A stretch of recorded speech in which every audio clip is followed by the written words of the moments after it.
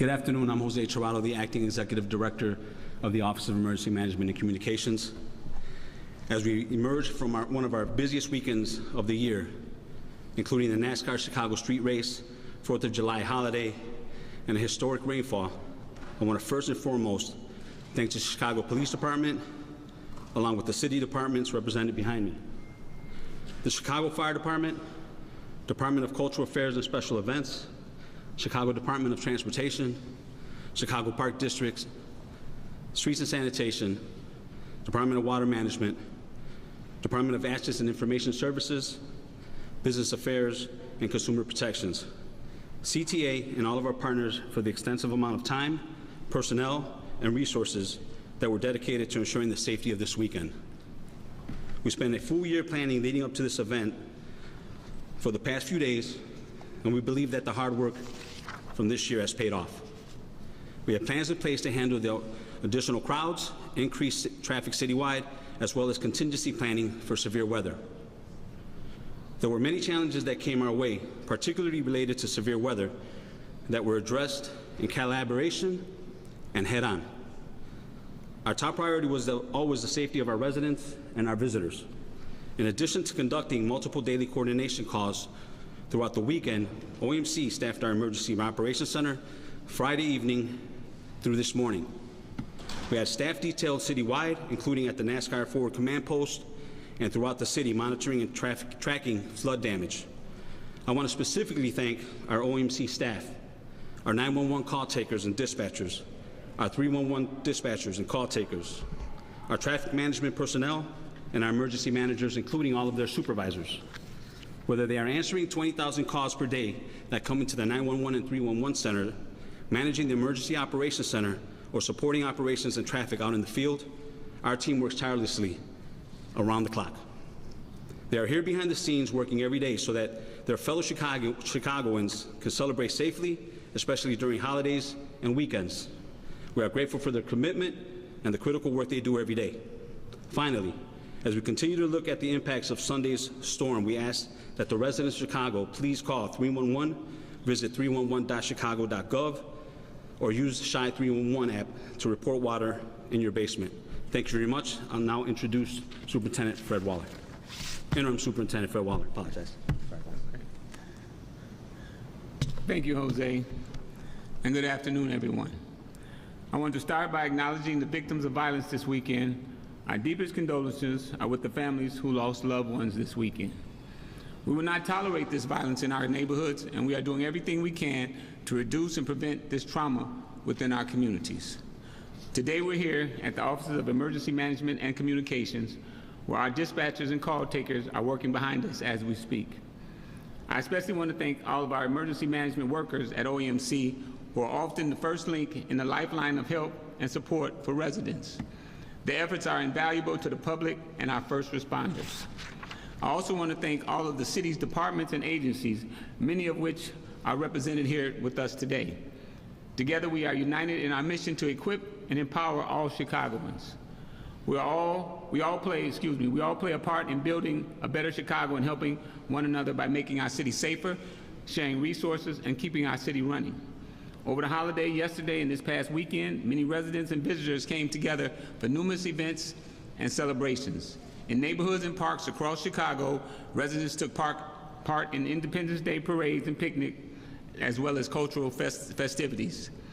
In fact, yesterday I stopped by Sauganash in the 17th District and Hyde Park in the 2nd District for their 4th of July celebrations. Over the weekend, despite some seriously inclement weather, the city successfully hosted the first ever NASCAR street race and welcomed fans from all across the country. Before that, President Biden stopped in Chicago to deliver a major economic address on Friday. Every instance required advanced coordination and collaboration, and I could not be more proud of the men and women of the Chicago Police Department. They showed up every day, on every watch, ready to serve, protect, and engage communities in every part of the city. Officers were in Chopin Park for a Faith in Action event, and both Columbus Park and Garfield Park for youth baseball events. On Friday, our major auto theft investigation unit, along with the FBI and the Illinois statewide auto theft task force, recovered over 200 catalytic converters after an 8-month investigation. And over the weekend leading to the holiday, both gang investigations and the narcotic divisions led high-profile operations resulting in arrests and the recovery of illegal guns and narcotics. All of these efforts demonstrate our deep commitment to protecting residents and visitors and making Chicago safer. Excuse me. But it wouldn't be possible without the partnership of our fellow departments and agencies. With the weather this weekend, we witnessed the power of teamwork as our city dealt with heavy storms and continuing rain. Departments and agencies worked around the clock and continue to work to provide resources and information to Chicagoans.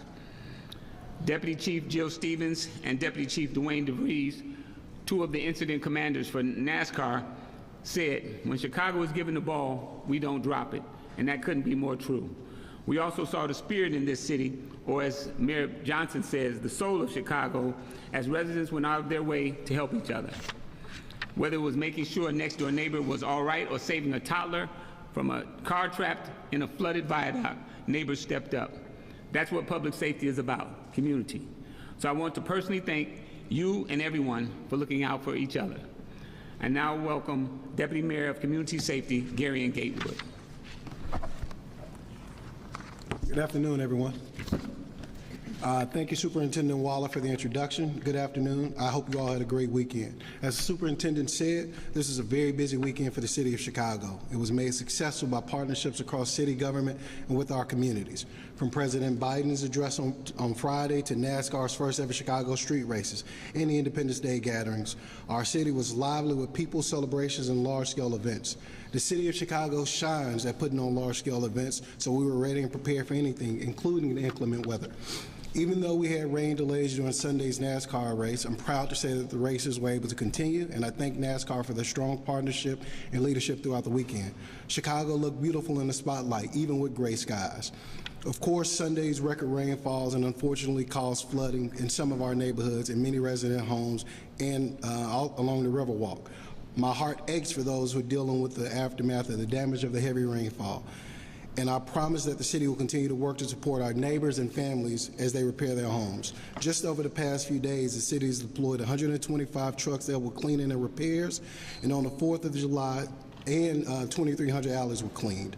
We will continue working around the clock in deep collaboration with city agencies and community partners to continue our thoughtful responses.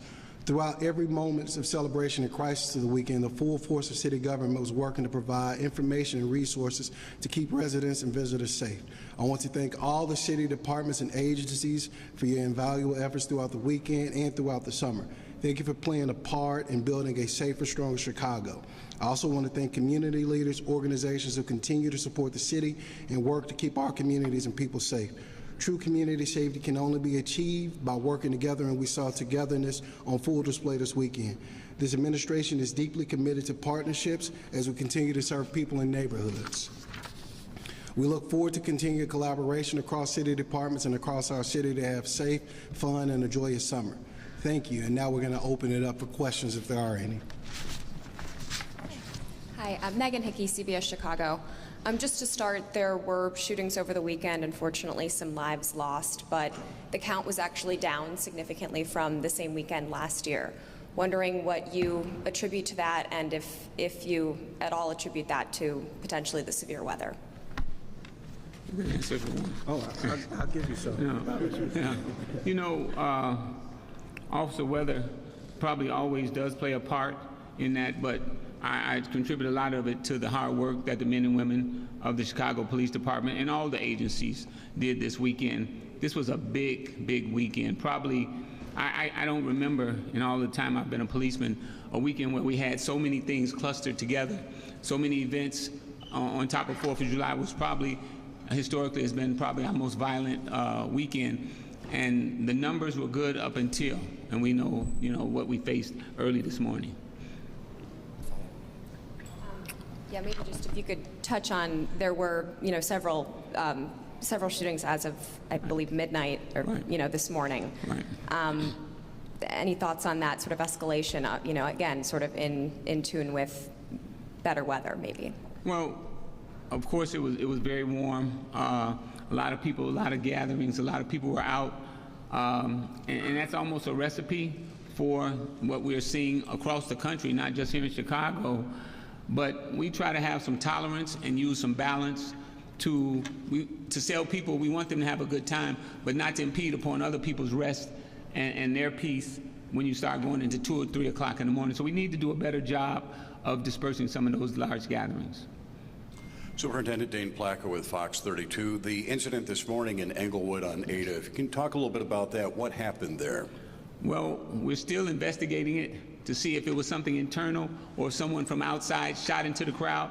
When we have over 100 rounds of spent cartridges out, we know that that didn't just come from one side, but we're still investigating that.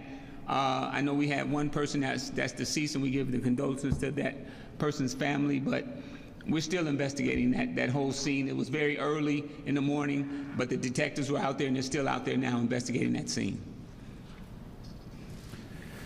Craig Wall with ABC7. Just following up on the Ada thing, we heard reports that this party was going on from noon until 5 o'clock in the morning.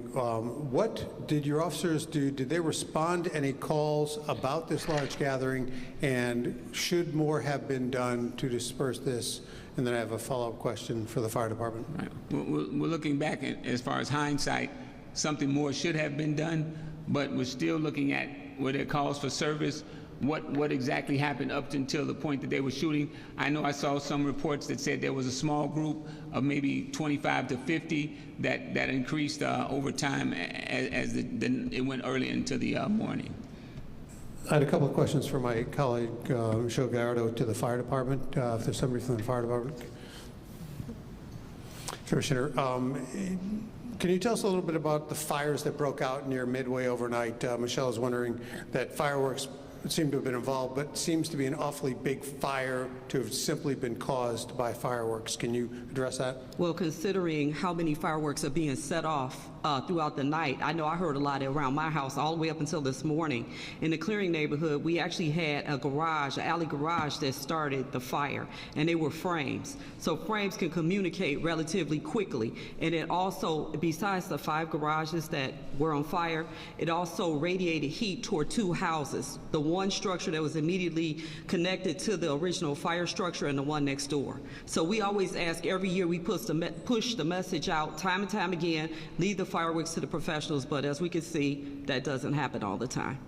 And it seems like before the holiday weekend, the word was that you were going to crack down on illegal fireworks displays. OAMC is still saying that there were over 2,000 calls for fireworks received to dispatch, and fireworks going on all along the lakefront. How did this still seem to happen? Was it just too difficult to shut them all down? Well, the fire department can't shut down fireworks.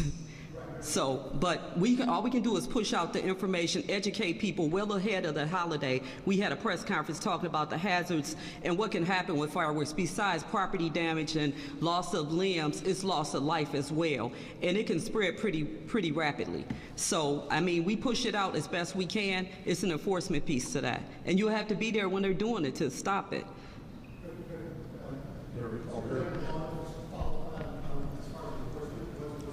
Yeah. We do some things with the fireworks, but it's not low on the totem pole when somebody, of course, a fire and somebody gets hurt, but we have to really pool our resources to do other things when we have calls, shots fired and people battering each other, so we have to really gauge what we're going to respond to as far as the fireworks. Go ahead. Superintendent, following up on sort of Megan's question, because you know, based on what you've told us, even the body language, the fact you called this today, you know, you obviously are pleased with how things went with all these challenges beginning with President Biden's visit. So can you just talk a little bit about what was different this time? What made the violence numbers be a little bit better? What made you successful? Was it, you know, because you don't have more officers. What was it your planning? Like, what made the difference? I'd like to say that the planning, but again, I give the credit to the men and women of the Chicago Police Department, the hard work that they do. I was over on 108th and Wentworth, where we had a large team gathering. I think the officers recovered about 6 guns from there. So that those engagements are like armed encounters, right? So in that, we keep people from being hurt. We dispersed the crowd, had a few arrests, but we got about 6 guns. And so those type of events when we're involved in those, that's when we do our best work. But this weekend, a lot of planning, a lot of long-term planning went into NASCAR, of course. We're always planning long-term for the 4th of July. Of course, the weather being what it was for NASCAR, I'm sure that kept some people off the street who normally would be on the street, and we see what happened yesterday early in the morning. So I still think that we did a great job overall. You can't say that to the people who lost their lives, that we did a great job, but the effort was there. Hi, Superintendent. Charlie Wojciechowski from Channel 5, and I'd like to go back to the idea of enforcement in fireworks. We just came from the fire by Midway and saw the damage there, and people in the neighborhood told us they didn't see any police. I personally witnessed an incident at Ohio Street Beach where there were fireworks for more than 2 hours. I know there were multiple calls to police. Cars stopped on Lakeshore Drive to watch it. Why wasn't anything done in that case, and why isn't more being done? Why aren't fireworks, as dangerous as Commissioner Holt says they are, a higher priority for your department? Where you were, how many, approximately how many people were out there where you were? About? There were maybe 100, oops, I'm sorry. 100 people? There were 100 people on the beach. I bring it up because I made one of the calls. Right. And we saw no law enforcement. Right. And I live in a high-rise building, Right. which the residents I talked to this morning say they felt they were being fired upon Right. from the beach.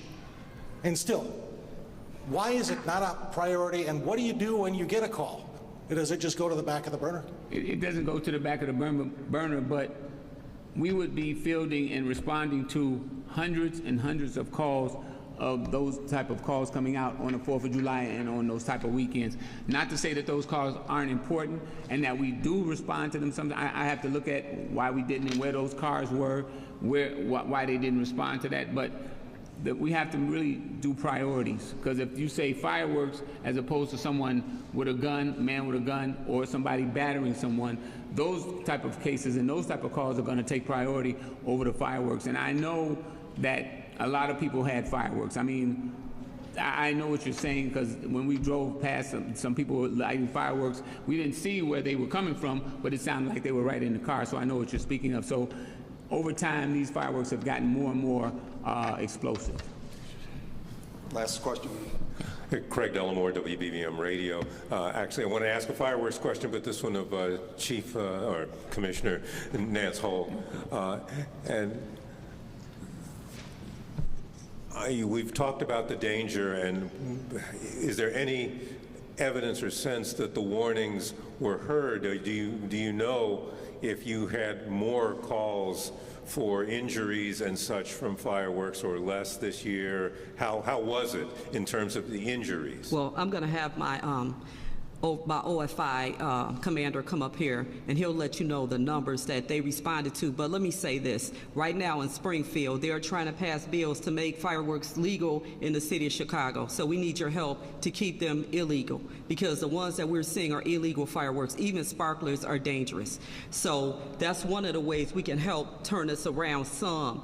We can't control everybody with fireworks, but we can help save some lives. I didn't get any reports of anybody dying as a result of fireworks, which is great, or anybody being injured seriously, but I can let Ryan Rivera come up and speak to that.